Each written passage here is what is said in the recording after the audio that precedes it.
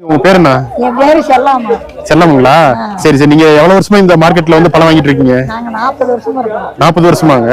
சரி சரி சரிங்க. அந்த மலைவாழம் வந்து காய் 10 ரூபா, 5 ரூபாயில இருந்து 3 ரூபாயில இருந்து 4 ரூபா வரைக்கும் இருக்கு.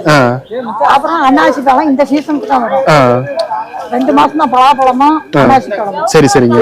அடுத்தது வந்தா வாழைப்பழம் தான் வந்துட்டு. வாழைப்பழம் அது எப்ப எந்த மாசம் வருங்க? அது எப்ப வந்தாலும் வந்துட்டு இருக்கோம் பாருங்க. சீசன் அது எந்த நேரமா வந்துட்டு இருக்கோம். திருச்சி போவோம், மெட்ராஸ் போவோம். சரிங்க. போயிட்டு வரும் மார்க்கெட். சரி. உங்க காட்டு காய் கொண்டு நீங்க போடுவீங்களா?